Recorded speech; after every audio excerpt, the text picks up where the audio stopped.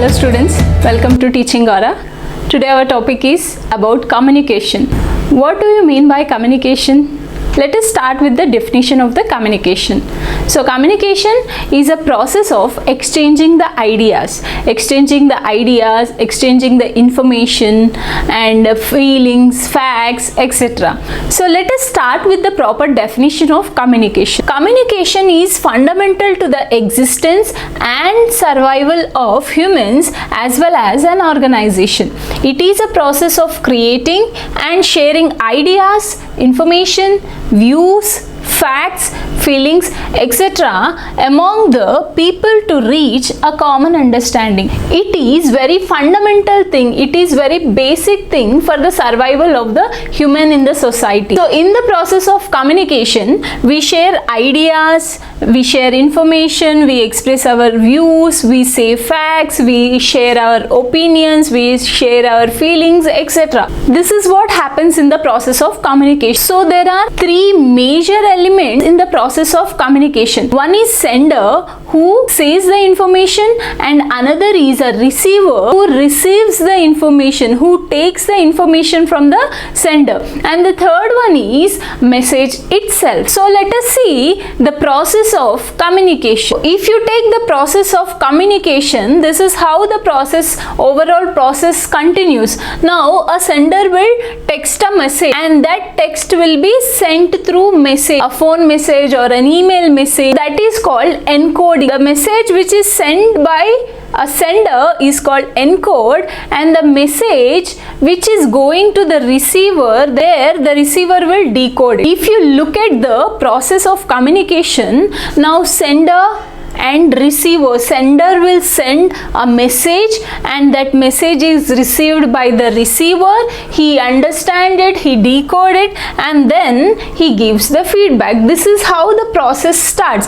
So once a person who is sending the message, who wants to send the message, he is called as a sender, and this sender have some topic to say. He wants to convey some message, that is a message. Now when he sends message, that is the process of encoding, and the same message when it is received, if at all he understands that message, then it is a decode, and again the sender will encode another message which is a reply to this message, that is called as a feedback. Now again he will encode, he will give another message which is a reply to the message. So hence this message which is sent by receiver is called as a feedback, and again if this feedback is understood by the sender, then this is a decode. This total process is processed in the form of encoding and decoding, is nothing but process and understanding. This is the process of communication, and let us look on to the elements in detail. So these are the elements in the process of communication. So what are the process, what are the things which are required in the process of communication, that is called as elements. Now the first element is sender. He will send a message. So this will be in the form of encoding. He will type a message, he will give a message, that is encoding, and that proper encoding is called as a message. So the message is what he exactly sent, and how does he send that message, through which channel. Is he sending the message through email, or is he conveying the message through telephone, or else he might also take the help of the letter. So this is called channel, through which type of mode he is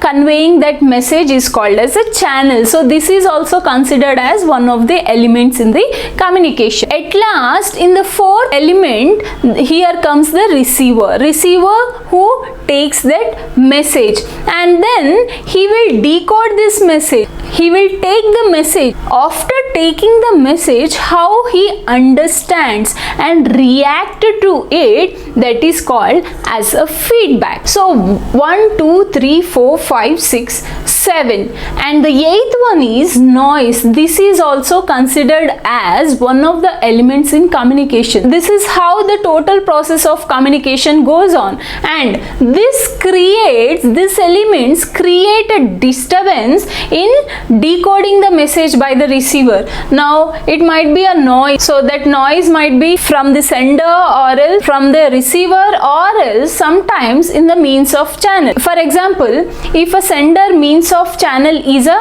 telephone, if there is a bad signal, he is saying the proper message and he is also ready to listen to that message, but there is a disturbances in the communication process, that is through telephone, so hence the noise is from the channel. In the same way, a sender send a message in a casual way, hey, how dare you not calling me, and receiver understand in a different tone, hey, how dare you not calling me. So this is of how he understands completely changes. This comes in the noise of the receiver. Sometimes sender also may not convey the message properly. For example, if we take the mode of the channel is through the letter, if the sender writing is not clear or not proper, it may create difficulty for a receiver to understand. So instead of what he written, he might understand some other by seeing that particular pattern of writing. So that's why this is what the noise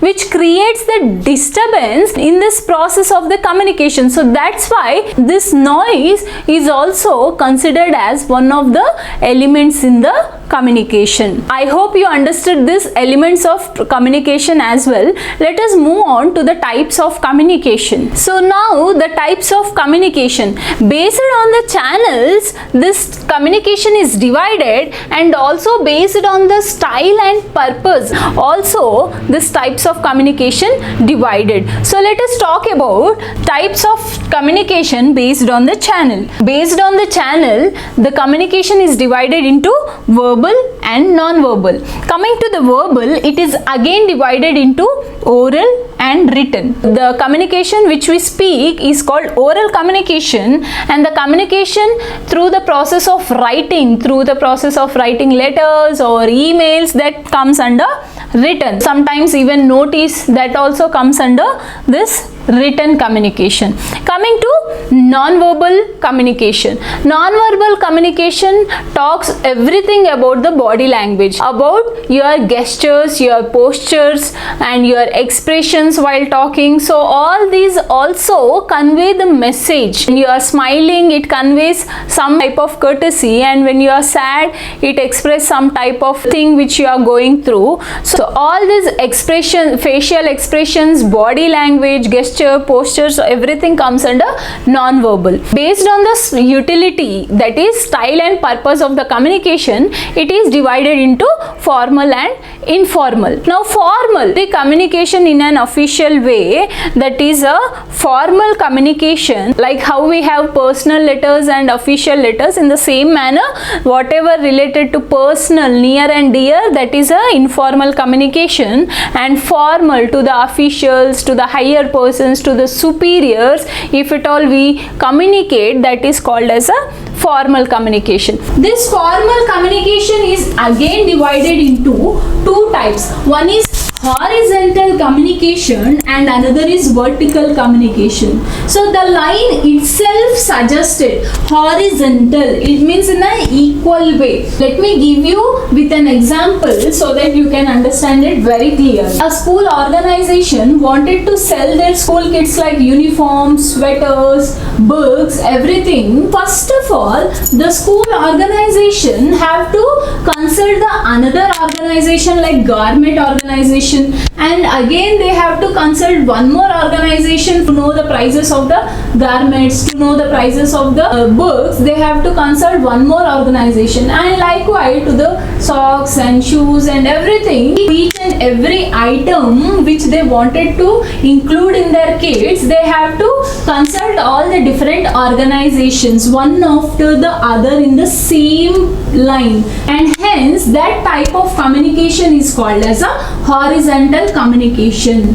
And next, vertical communication. These orders will be coming from the official, from the above head.